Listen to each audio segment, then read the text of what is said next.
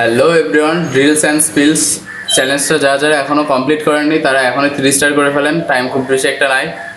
আর আমার চ্যানেলে অবশ্যই প্লিজ একটা সাবস্ক্রাইব করে দিবেন আর ভিডিওতে একটা লাইক দিয়ে দিবেন। তো চলেন বেশি কথা না বলে অ্যাটাক শুরু করা যাক।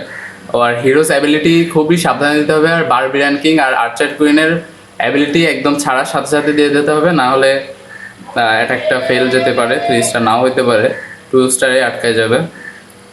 তো শুরু করা যাক।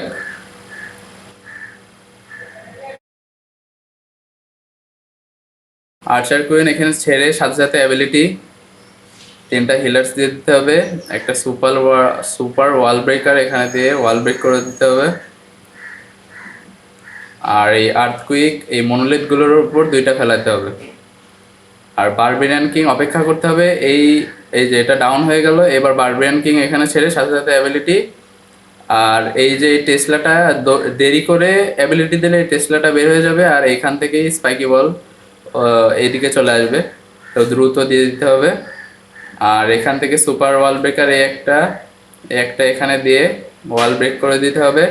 2টা ইয়েতি ছাড়তে হবে, 2টা আইস গোলাম এখানে ছেড়ে দিতে হবে।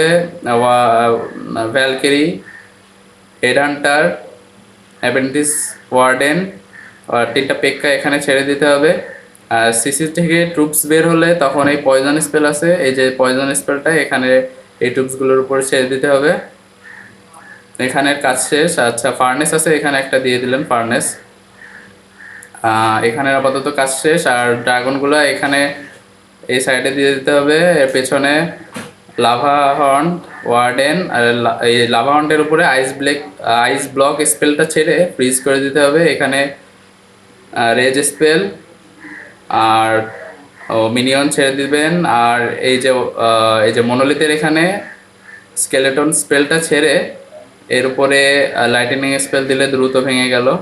অবশ্যই ওয়ার্ডেন অ্যাবিলিটি, মিনিয়ন অ্যাবিলিটি দিয়ে দিলে ব্যাস 3 স্টার হয়ে যাবে। আর কিছুই করা লাগবে না। আর কোনো হিরো মরে গেলে তার উপরে এই যে আবার এই স্পেলটা মেরে দিলেন, তাইলে আবার বেঁচে গেল আর ইজিলি 3 স্টার হয়ে যাবে। আর কিছুই করা লাগবে না।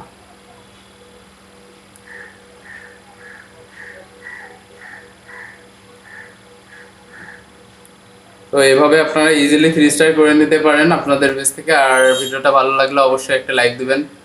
আর দেখা হবে পরবর্তী কোনো ভিডিওতে। টাটা।